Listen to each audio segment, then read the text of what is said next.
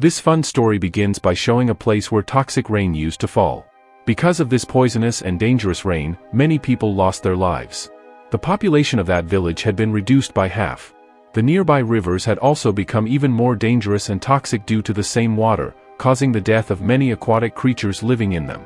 There was such a severe shortage of clean water that people had to buy it at very high prices. Then we are shown a junkyard in the same village where a boy named David is searching for something.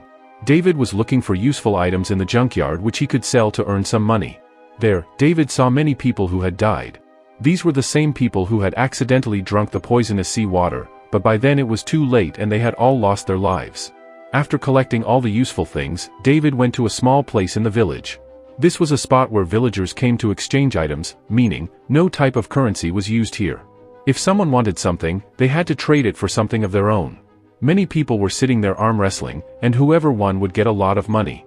Among them, a man named Freddy was the strongest. He kept winning matches against every man present there. Now we are shown David, who gives some items he collected from the junkyard to another man. David gave him a very old pen, and in return, that man gave David a bottle of water and a book. The book was about Turbo Rider, a very famous character. David really liked this superhero character and had been a fan of his since childhood. As soon as David got the Turbo Rider book, he started reading it very excitedly, as if he was imagining himself as Turbo Rider. Now we are shown Freddy, who had defeated almost everyone in arm wrestling. But then one of his men came running to him in a panic and told Freddy that another one of their men had gone missing. But this time, it wasn't just anyone, it was Freddy's younger brother. Actually, the town leader and Freddy had a deep rivalry, and now the town leader had started killing Freddy's men one by one. He first kidnapped Freddy's brother and killed him brutally. Freddy was shocked and deeply hurt by this news and decided that no matter what, he would destroy the town leader. Meanwhile, David was out in an open area reading the Turbo Rider book with great interest. He had become completely absorbed in it. Just then, he noticed a strange girl sitting next to him. The girl introduced herself as Apple. Apple came very close to David and tried to become friends with him. Even though David didn't want her to, she tied a friendship band on his wrist. David couldn't understand what exactly this girl wanted. But the shocking part came when Apple started talking to dead people. Seeing all this, David got very scared and ran away. He took his bicycle and went to a secret hideout where he used to stay hidden. Since it was very late at night, David tried to sleep. But the friendship band that Apple had tied on his wrist suddenly started glowing. David kept trying to take the band off his hand, but it was completely stuck to his wrist, so there was no point in trying to remove it. The next moment, a small electric shock came out of the friendship band, and due to that, David immediately fainted. Now we are shown Freddy, who was riding his bike with a few of his men, heading toward the town leader. Freddy refused to believe that his brother was dead. He wanted to go to the town leader at any cost to try and save his brother. However, one of Freddy's men was trying to convince him that they shouldn't go to the town leader because he was extremely dangerous and had an entire army of people with him. That's why they should focus instead on finding clean water so they could survive, because as we know, there was no pure water left in that place. Many people imported water from outside and sold it at double the price. The river water had become completely poisonous. But Freddy was determined to go to the town leader, no matter what. Soon enough, Freddy's wish came true, though not in the way he expected, because a large group of the town leader's men had already arrived and started attacking Freddy's people. They began killing Freddy's men one by one. Freddy realized that he didn't stand a chance against them, so he didn't fight back and surrendered himself. The town leader's dangerous soldiers first killed all of Freddy's companions and then took Freddy with them to the town leader's base. Back at David's place, the same strange and unsettling girl, Apple, showed up again. At first, David got very scared, but Apple calmly told him that he had forgotten his comic book back there, and she had come to return it. Hearing this, David felt a little more relaxed and wasn't afraid of her anymore. Apple just wanted to be friends with David and spend some time with him. So David invited Apple to stay with him at his hideout. Now David was about to follow his usual daily routine. David went to the junkyard again to collect some more items. Apple also started requesting him, "I want to come with you too." David didn't have much of a choice but to take her along. So, he seated Apple on the back of his bicycle and began riding far away. David told Apple, "Even though you're coming with me, we'll have to follow a few important rules." He continued, "First, we must always carry a bottle of water wherever we go. And no matter what, we should never enter the danger zones." He explained how certain zones were marked as dangerous, and they must never go inside, because doing so could risk their lives. Meanwhile, Freddy was brought in front of the town leader. Freddy became furious upon seeing him, because he was the one responsible for killing Freddy's brother. Freddy, full of rage, tried to attack the town leader. But several of the town leader's men restrained him. As punishment, one of them even cut off Freddy's entire hand.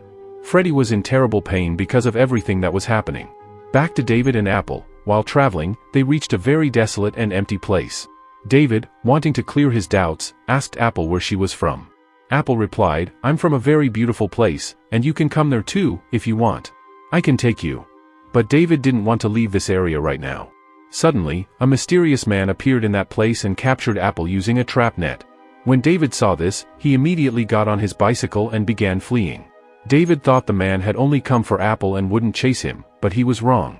After capturing Apple, the mysterious man began chasing David. David kept pedaling fast on his bicycle. But all of a sudden, he fell into an underground bunker hidden beneath the ground. David was slightly injured, but when he opened his eyes, he was shocked to realize he was now inside a spaceship. As he looked around, his eyes widened in amazement. This spaceship wasn't just any spaceship, it belonged to Turbo Boy, the very character from the comic book David used to read so passionately. This was the first time David realized that Turbo Boy was a real character. But when David walked up to the control seat, he saw Turbo Boy lying there, dead. Maybe Turbo Boy was sent on a mission, but after being trapped underground for many years, he had died. On the screen, an old man was saying, "Someone has to wear Turbo Boy's suit and stand for the truth." David had always dreamed of becoming a superhero, Turbo Kid, ever since childhood.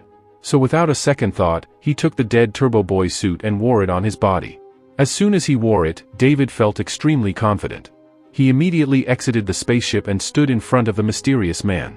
David demanded, "Where have you hidden my friend Apple? If you don't tell me, I'll kill you." But the mysterious man looked very strange and didn't respond.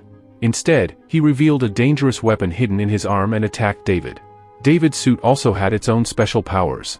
He released some extremely powerful vibrations from his hands that not only blocked the attack but also completely destroyed the mysterious man. David found these new powers absolutely amazing, but for now, his main goal was to find and rescue Apple. Apple had been kidnapped and taken to the town leader. Now we are shown the town leader, who is extremely dangerous and terrifying. In fact, the town leader, with the help of his men, had been kidnapping villagers, killing them, grinding their bodies, and extracting water from them. That was the reason so many villagers had suddenly started disappearing. The town leader had begun a horrifying black market trade of killing people and extracting water from their bodies. Very soon, David reached the hideout to rescue Apple. The town leader's men started laughing when they saw David in his red superhero costume.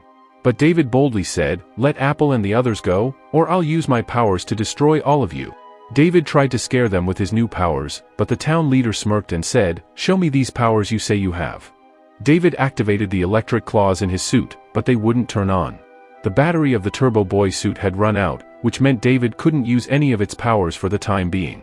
One of the town leader's men grabbed David and locked him up with the other prisoners.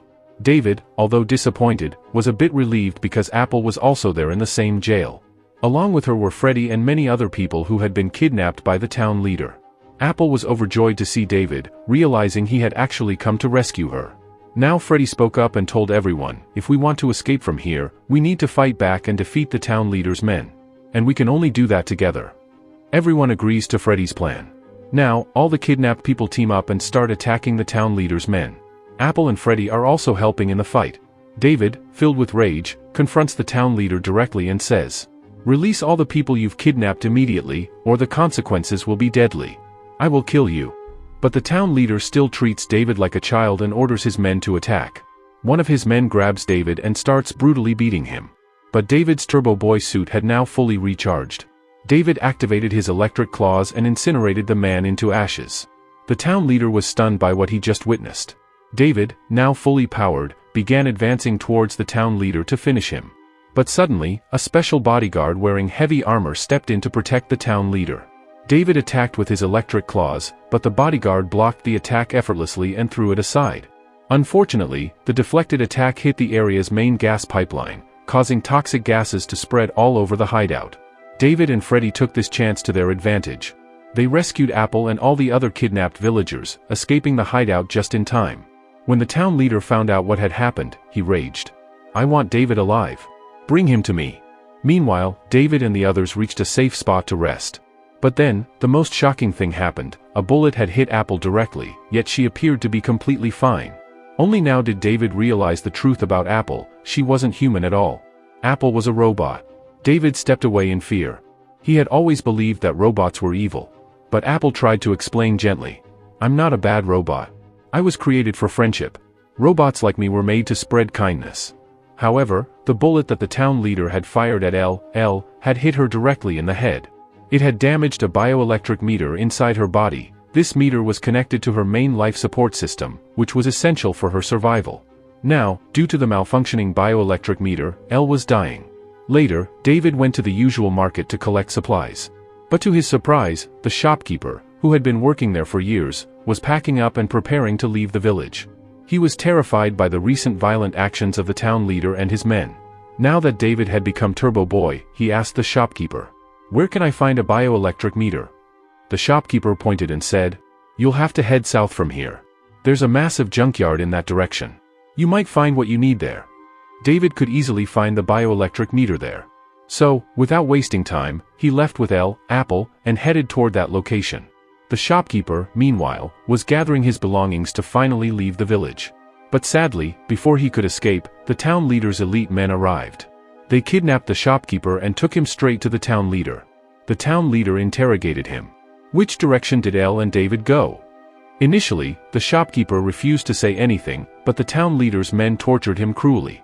They eventually got the information, but the town leader still gave the order. Punish him. One of the henchmen began peddling a mechanical torture device, which violently tore the shopkeeper apart. His intestines spilled out, a horrifying and gut-wrenching moment.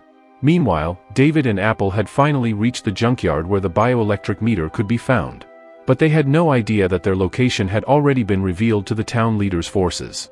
That shielded bodyguard, the town leader's top man, had now arrived there with his troops. David and Apple spotted them just in time and ran away as far as they could. But they soon reached the edge of the danger zone, a place David had sworn never to enter. Knowing the risk, David used up the last of the remaining power in his Turbo Boy suit to electrify and kill as many of the enemies as possible. Several soldiers melted on the spot due to the electric shock. But the shielded bodyguard easily dodged the attacks and stood face to face with David. He then launched a spinning flying disc from his hand, which slashed Apple's neck cleanly and flew off. David, in desperation, grabbed Apple's head and ran straight into the danger zone. There, among piles of junk, David found the body of an old robot. He quickly tried to attach Apple's head to the other robot's body and reconnect her. David himself was gravely injured by this point. After managing to fix her head in place, he collapsed and passed out. Suddenly, a flashback from David's childhood plays. Back then, David's mom and dad were visited by the town leader and his henchmen. David's parents were honest, hardworking people. They had stored a large amount of clean water for their family after years of effort. When the town leader discovered this, he came to seize the water. David's father, being kind-hearted, agreed to give a little out of goodwill. But when the town leader found out how much water they had, he demanded, "I don't want a little, I want all of it." David's father stood firm. "No. This water is for my family. I worked hard to save it. I won't give it to anyone." Enraged, the town leader gave the cruel order. "Kill them." David's mom and dad were then brutally murdered right in front of him, when he was still just a small boy. From a distance, young David was witnessing everything. For a moment, he shouted angrily at the town leader, but then he got on his bicycle and rode away.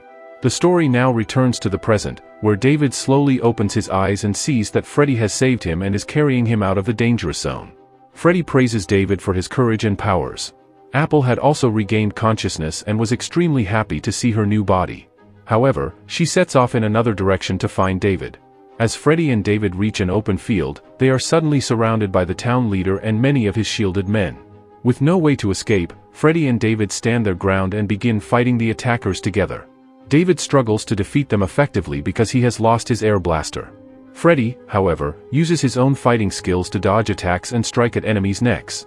Then a vicious lady confronts David and tries to kill him, but just in time, Apple arrives, screaming, and kills the lady with a sword. Apple had found David's air blaster, which he had left behind in the danger zone. David, now with his Turbo Boy suit fully charged and ready, uses it to attack the enemies. Using his turbo booster, he kills many of them, but the town leader suddenly appears and shoots Apple.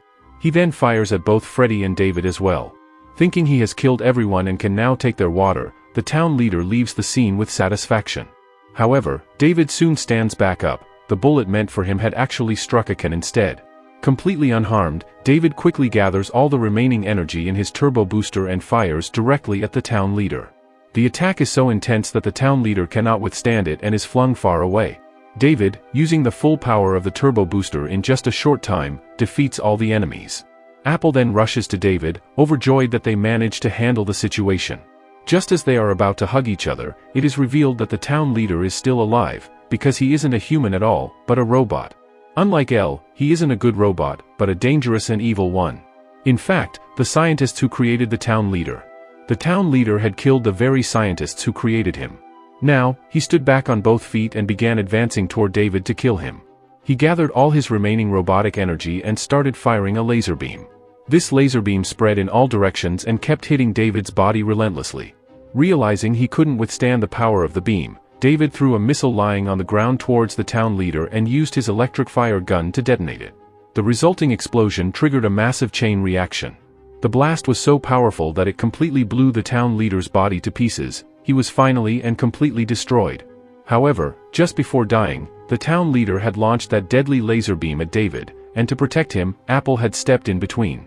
The full impact of the beam hit Apple instead, critically damaging all of her systems. In her final moments, she spent a few last peaceful seconds with David. Due to the massive explosion in the barren land, the ground cracked open and a large amount of water began gushing out. Shockingly, this water was clean and drinkable, meaning the village's water crisis was finally over.